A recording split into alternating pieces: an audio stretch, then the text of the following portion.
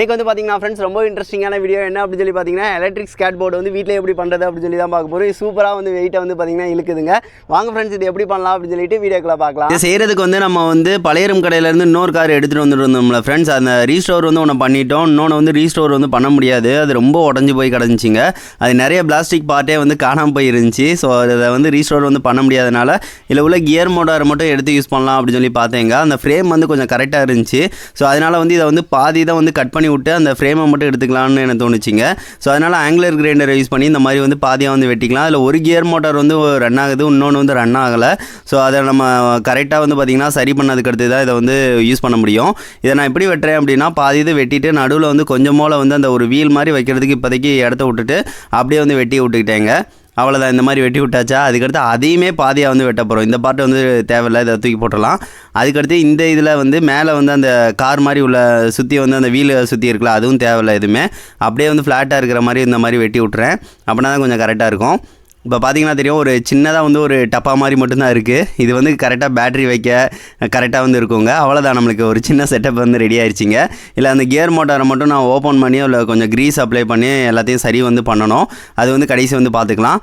இப்போ வந்து என்ன செய்ய போகிறோம் அப்படின்னா, உள்ளக்க ரொம்ப டஸ்ட்டாக இருக்குது, அதை நான் வந்து கிளியர் வந்து பண்ணிவிட்டு அந்த கியர் மோட்டாரையும் சரி பண்ணி எடுத்துக்கலாம். இப்போ பாருங்கள், எல்லா அழுக்கையும் வந்து தொடச்சி வந்து எடுத்துக்கிறேன். நடுவிலுமே கொஞ்சம் ஆயில் வந்து போடணும், எல்லாமே துருப்பிடிச்சிருக்கு.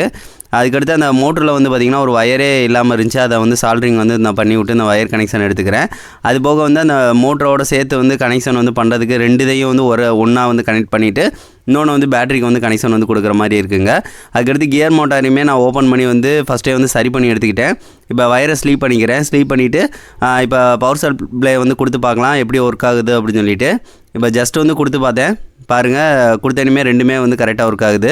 ஃபஸ்ட்டு வந்து லெஃப்ட் சைடு உள்ளது வந்து ஒர்க் ஆகாமல் இருந்துச்சு, இப்போ வந்து கரெக்டாக வந்து ஒர்க் ஆகுது. அவ்வளோதாங்க, நம்மளுக்கு சூப்பராக ஒர்க் ஆயிடுச்சு. இனிமேல் வந்து அடுத்தடுத்த வேலைகளை வந்து பார்க்க ஸ்டார்ட் பண்ணலாம். ஃபஸ்ட்டு வந்து பேட்டரியெல்லாம் எடுத்து தனியாக வச்சுட்டு இதுக்கு வந்து ஒரு சின்னதாக ரெகுலேட்டர் வந்து கனெக்ட் பண்ண போகிறோம். எதுக்காகனா ஸ்பீடு வந்து அட்ஜஸ்ட் பண்ணுற மாதிரி. ஏறி நின்றுட்டு ஒரு சுவிட்ச் வந்து போட்டோம் அப்படின்னா பயங்கர ஸ்பீடாக போக ஆரம்பிச்சிடும். அதனால் ஸ்பீடு வந்து அட்ஜஸ்ட்மெண்ட் கண்டிப்பாக இருக்கணும். அதில் வந்து ரெண்டு இதை வந்து பேட்டரிக்கு கனெக்ஷனும், அதுக்கடுத்து ரெண்டு இதை வந்து நம்ம கியர் மோட்டாருக்கு கனெக்ஷனும் இந்த மாதிரி வந்து தனியாக எடுத்துக்கணும். இதை வந்து அப்படியே வந்து நம்ம மோட்டரோடையும் கியர் மோட்டரோடையும் கனெக்ட் பண்ணால் போதுங்க.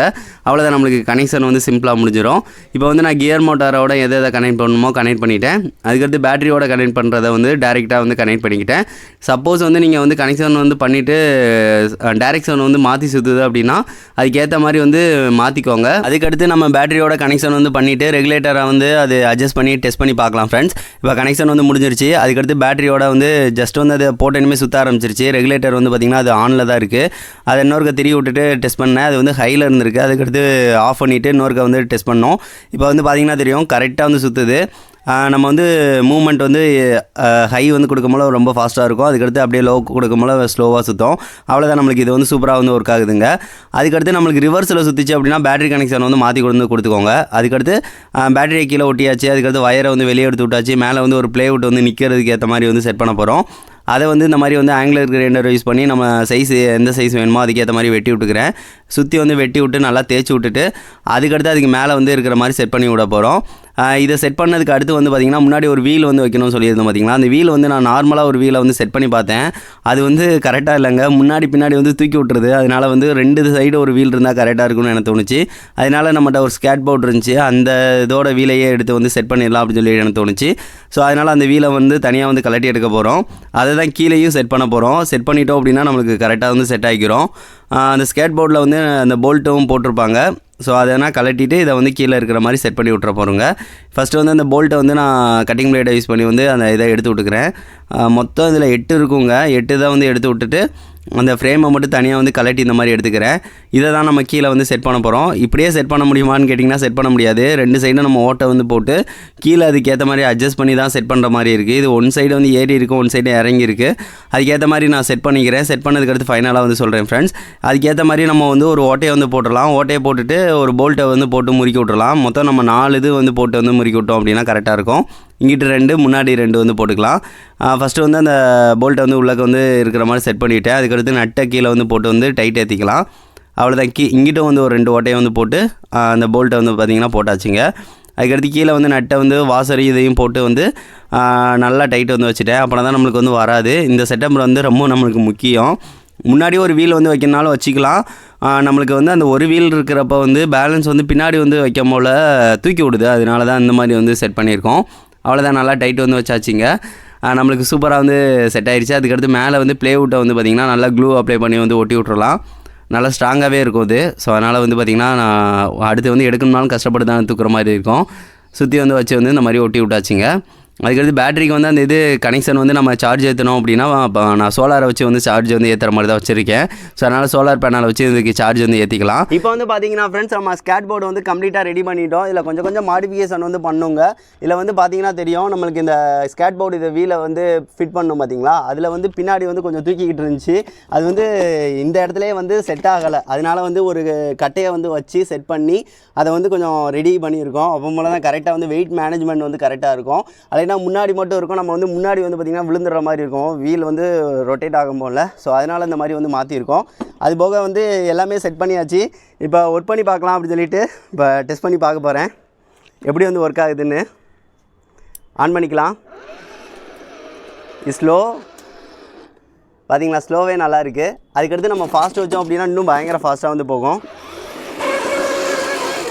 செமையாக வந்து பார்த்திங்கன்னா போகும். சரி, ஓகே ஃப்ரெண்ட்ஸ், இதை வச்சு நம்ம இங்கே வச்சு ஓட்ட முடியாது, இதை வந்து ஓட்டி பார்க்கலாம் அப்படின்னு சொல்லிட்டு சின்ன பையனை வந்து ஓட்ட ட்ரை பண்ணலாம்னு சொல்லிட்டு ட்ரை பண்ண வச்சவங்க அப்படின்னு சொல்லி தந்தேன். இதை வந்து இந்த மாதிரி வந்து அட்ஜஸ்ட் பண்ணு அப்படின்னு சொல்லிட்டு ஃபஸ்ட்டு வந்து ட்ரை பண்ணாங்க. சூப்பராக மூவ் ஆக ஆரம்பிச்சிருச்சு. இது பெரிய ஆளுகளுமே ட்ரை பண்ணலாம். வெயிட்டை வந்து சூப்பராக வந்து மேனேஜ் பண்ணி இழுக்க தான் செய்யும்.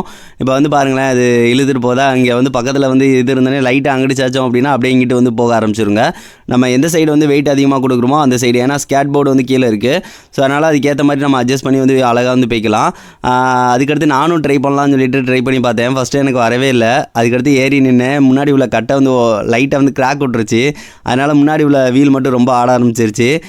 கொஞ்சம் ஒரு இரும்பு பட்டையை வச்சுருந்தோம் அப்படின்னா இன்னும் கொஞ்சம் கரெக்டாக இருந்திருக்கும். ஃபைனலாக நானும் நின்றுக்கிட்டு வந்து ஓட்டிட்டேங்க. நல்லா தான் போச்சு, எந்த ஒரு பிரச்சனையும் இல்லை. இது கொஞ்சம் டிஃப்ரெண்ட்டாக இருந்துச்சுங்க எனக்கு. அதுக்கடுத்து உட்காந்துட்டு ட்ரை பண்ண போகிறோம். எதுக்காகனா முன்னாடி கட்டை ரொம்ப இதாக இருக்குது, அதனால் பின்னாடி ஃபுல் வெயிட்டை வந்து கொடுத்துட்டு முன்னாடி காலை இந்த மாதிரி வச்சுக்கிட்டேன். இப்போ வந்து ட்ரை பண்ணேன். சூப்பராக வெயிட்டை இழுத்துட்டு போகுதுங்க, எந்த ஒரு பிரச்சனையும் இல்லை. நம்ம அசால்ட்டாக வந்து போய்கிட்டே இருக்கலாம். இது வந்து அந்த சைடு வந்து வச்சோம் அப்படின்னா அப்படியே வெயிட் கொடுத்தோம் அப்படின்னா அப்படியே அந்த சைடு திரும்புது. இந்த சைடு வெயிட் கொடுக்குறோம் அப்படின்னா இந்த சைடு திரும்புது. நடுவில் வந்து நம்மளுக்கு ஸ்கேட் போர்டோட இது இருக்கிறனால நல்லா வந்து அந்த இது இதாகுதுங்க. ஸோ அதனால் வந்து பார்த்திங்கன்னா நம்ம அதுக்கேற்ற மாதிரி வந்து அட்ஜஸ்ட் பண்ணி வந்து பார்த்திங்கன்னா ஓட்டலாம்.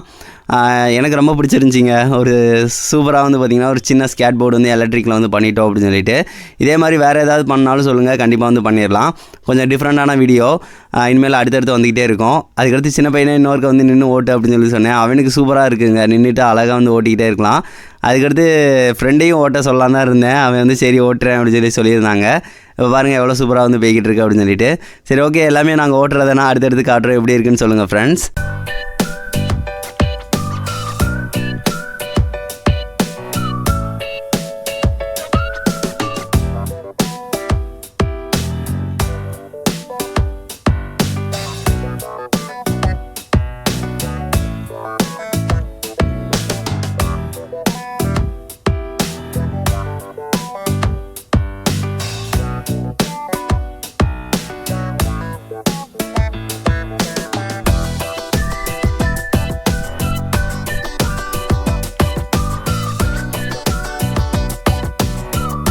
இப்போ வந்து பார்த்துருப்பீங்க ஃப்ரெண்ட்ஸ், இது வந்து சூப்பராக வந்து ஒர்க் ஆகுதுங்க. நம்ம வெயிட்டு எல்லாத்தையும் வந்து பார்த்திங்கன்னா அழகாக இழுத்துட்டு வந்து போகுது. இது வந்து கொஞ்சம் பேலன்ஸ் பண்ணுறதுக்கு கொஞ்சம் கஷ்டப்பட்டேன். அதுக்கடுத்து வந்து கொஞ்சம் ஈஸியாக வந்து பார்த்திங்கன்னா இருந்துச்சிங்க. நல்லா இருக்குது, எனக்கு ரொம்ப பிடிச்சிருந்துச்சி. இது வந்து ஒரு வேஸ்ட்டான திங்ஸை யூஸ் பண்ணி இந்த மாதிரி வந்து பண்ணியிருக்கோம். ஸோ அது வந்து ஒரு ஹாப்பி. இதை வந்து கொஞ்சம் டிஃப்ரெண்ட்டாக வந்து பண்ணுது. ஹவர் போர்டாக வந்து ரெடி பண்ணலாம் தான் பார்த்தோம். ஆனால் வந்து அதுவாக அட்ஜஸ்ட்மெண்ட் வந்து பண்ணுறது வந்து பார்த்திங்கன்னா அது கொஞ்சம் போர்டு கனெக்ஷன்லாம் தேவை. அது வந்து ஃபியூச்சரில் வந்து கண்டிப்பாக வந்து பண்ணலாம். இது வந்து சப்போர்ட் வந்து பார்த்திங்கன்னா ஒரு 2 வீல் தேவைப்பட்டுச்சு. அதனால தான் ஸ்கேட் போர்டை வந்து பார்த்திங்கன்னா மாற்றி தான் வந்து ரெடி பண்ணியிருக்கு. இது இருந்தாலும் சூப்பராக வந்து ஒர்க் ஆகுது. இது எப்படி இருக்குன்னு மறக்காமல் கமெண்ட் பண்ணுங்கள் ஃப்ரெண்ட்ஸ். இந்த வீடியோ பிடிச்சிருந்துச்சு அப்படின்னா 2 ஃப்ரெண்ட்ஸ்க்காக ஷேர் பண்ணுங்கள். நெக்ஸ்ட் வந்து ஒரு நல்ல வீடியோட மீட் பண்ணலாம். தேங்க்யூ.